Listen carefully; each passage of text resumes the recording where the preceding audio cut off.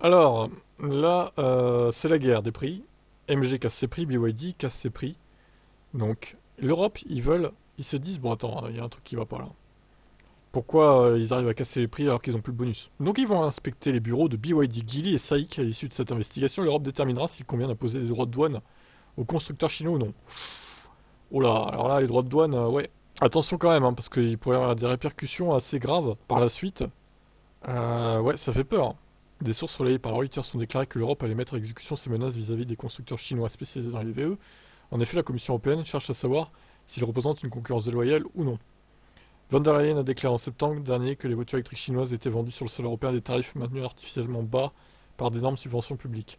Suite à ces investigations chez BYD, Geely et SAIC, l'Europe sera en mesure de déterminer si des frais de douane doivent être appliqués ou non. La Commission européenne ne s'intéressera en revanche pas à Tesla ni à BMW, deux constructeurs qui fabriquent aussi une partie de leurs modèles en Chine.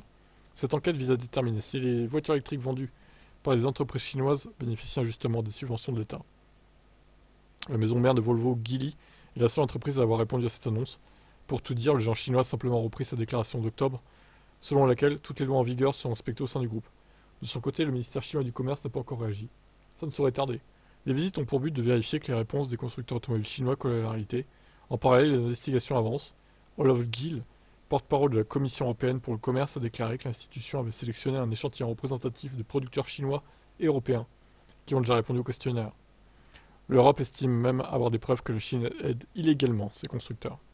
La Chine qualifie depuis le début cette action de protectionnisme et menace de prendre des mesures en représailles, de quoi attiser légèrement les tensions entre Pékin et Bruxelles. D'ailleurs, l'Empire du Milieu a déjà ouvert une enquête antitrust sur de l'alcool provenant de l'Union Européenne. Une mesure qui semble viser tout particulièrement la France. Pas de doute, c'est une réponse directe aux investigations menées par Von der Leyen.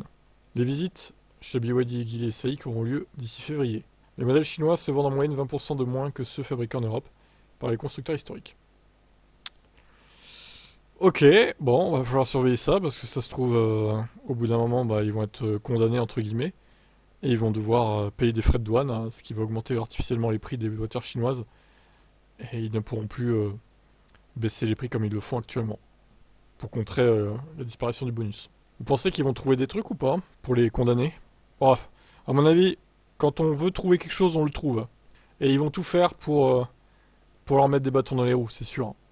Allez, ciao.